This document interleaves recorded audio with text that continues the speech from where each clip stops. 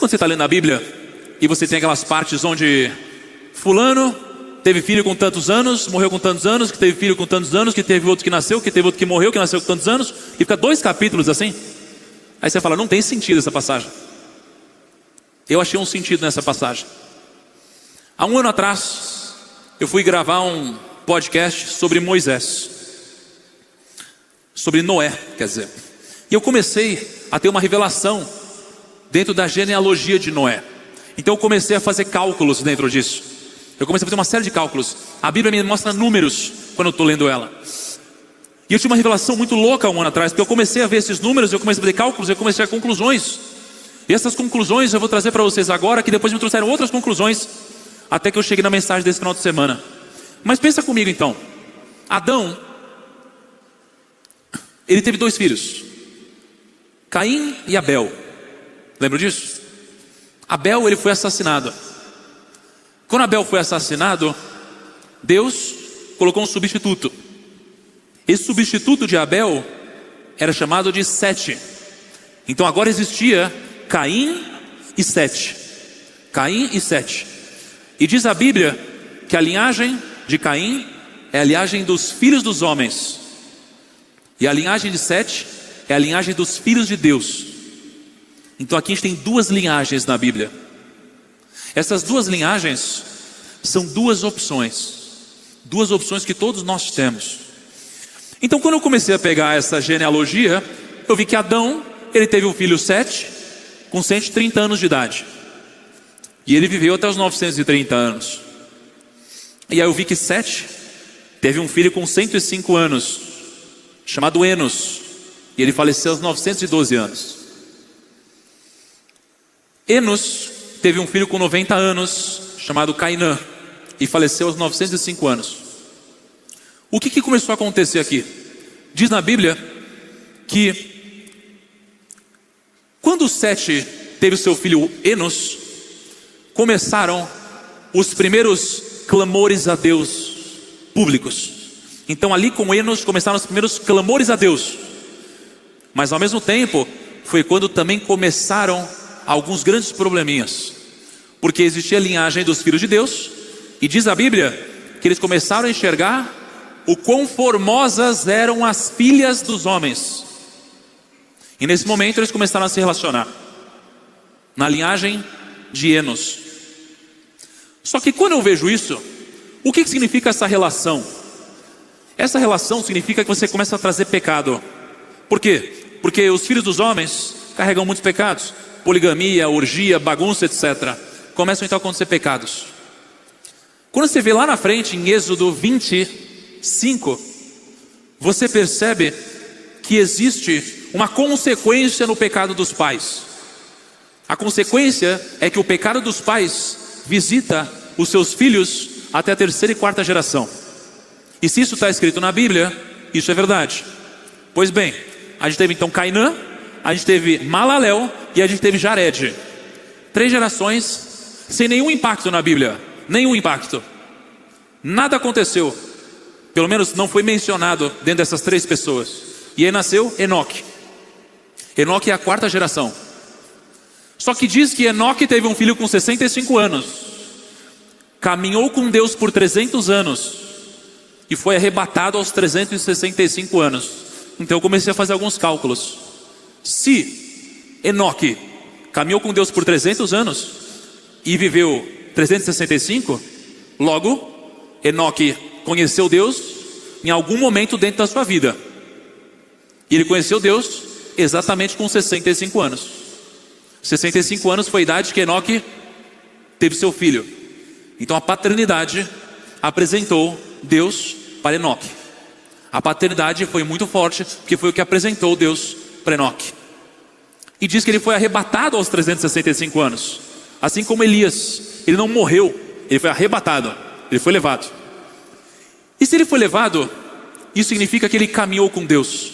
Porque é dito que ele caminhou com Deus. Mas a Bíblia tem uma promessa para quem caminha com Deus. Presta atenção, porque eu vou chegar numa conclusão daqui a pouco importante. A Bíblia tem uma promessa para quem caminha com Deus. E a promessa é: Deus abençoa os frutos de quem caminha com Ele.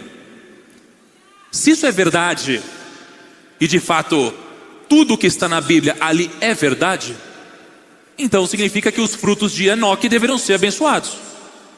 Quem são os frutos de Enoque? Os filhos dele. O filho dele é Matusalém. E não diz nada sobre Matusalém. Como que eu vou saber se ele foi abençoado? Bom, eu parto do pressuposto que ele foi, porque essa é uma promessa bíblica. Se você caminhar com Deus, seus frutos vão ser abençoados. Para assim é com você, assim também é com Enoque. Mas quando eu olho para Matusalém, eu falo, como que eu consigo saber se ele foi ou não abençoado? Aí eu vejo, depois de alguns cálculos, você vê que ele morreu com 969 anos. E na Bíblia não existiu ninguém que viveu tanto quanto Matusalém. Então eu já começo a perceber coincidências. Ele de fato foi abençoado. Ele viveu 969 anos. Ele então foi fruto de alguém que andou com Deus e por isso a bênção. E como ele também foi abençoado, eu imagino o quê? Caminhando com Deus, os frutos dele também deveriam ser abençoados. Quem então foi o fruto de Matusalém? Lameque. E não fala nada sobre ele na Bíblia. Mas quando você faz alguns cálculos, você também descobre que Lameque, 7ª geração, faleceu com 777 anos. Será que é uma coincidência? Porque na Bíblia, 7ª geração, 3 vezes o 7, 7 é o número da perfeição. Isso daqui é uma prova suficiente para eu entender que não é uma coincidência. Isso daqui foi tanto uma perfeição, uma combinação divina, que dessa combinação divina nasceu Noé. E Noé foi aquele que continuou a linhagem até chegar a nós. Só que o interessante é que Noé foi o único que foi descrito na Bíblia até aqui como aquele que trabalhou. Então escreveu tudo o que ele fez. A arca, como ele construiu a arca, algo muito complexo, anos construindo a arca. Mas o significado do nome dele é descanso. Como que pode alguém que trabalhou tanto e a definição do nome dele é descanso? Como que pode? Bom, aí eu começo a linkar uma série de coisas. É importante que o solo fértil do milagre seja o descanso em Deus. O descanso não é não trabalhar, o descanso é a confiança em Deus. Noé não deixou de trabalhar, Noé trabalhou até demais, mas descansou ainda assim em Deus. Esse era o significado dele. Só que quando eu começo a fazer contas, eu vejo que Matusalém teve um filho com 187 anos, que foi Lameque. Então quando Lameque nasceu, ele tinha 187. Só que quando Noé nasceu, 182 anos depois, Matusalém tinha 369 anos. E o dilúvio veio 600 anos depois de Noé. Então Matusalém morreu no ano do dilúvio. Olha que coisa. Ou seja, ele foi tão abençoado como um fruto abençoado de quem caminhou com Deus, que era o seu pai Enoque, que Deus esperou até o último instante para que ele pudesse ser de alguma forma aliviado e não passasse pelo juízo assim como os outros. E Lameque, com 777 anos, morreu 5 anos do dilúvio para que ele pudesse ser poupado disso. Então quando eu começo a olhar para os números e para os significados, eu começo a ficar intrigado com tudo isso que eu leio. Então eu decidi me aprofundar ainda mais nos estudos. Esse final de semana eu cheguei à maior conclusão que eu já tive sobre a Bíblia. A Bíblia é composta de uma série de livros. Eu não sei quem já leu a Bíblia inteira, mas isso daqui que eu vou mostrar para vocês aparece em Gênesis 5. E eu comecei a puxar o significado de todos os nomes da genealogia de Adão até Noé. Então você começa a puxar o significado no hebraico. E aí você vê o significado disso. E você anota isso. E eu já fiz esse dever de casa. Adão significa homem. Sete significa designado, nomeado. Enos significa fraco e imortal. Cainã significa possuído e lamentoso. Malaléu significa o Deus bendito. Jared significa descerá. Enoque significa consagrado e instruído. Matusalém significa sua morte trará. Lameque significa desespero. E Noé significa descanso. Então eu comecei a pensar, se todos os números bateram e tudo foi perfeito, nada foi colocado por acaso na Bíblia, nada, nem o nome. Então eu pensei, isso daqui deve ter algum sentido. E eu vou mostrar para vocês agora o grande sentido que está em Gênesis 5 e que talvez ninguém tenha percebido até então.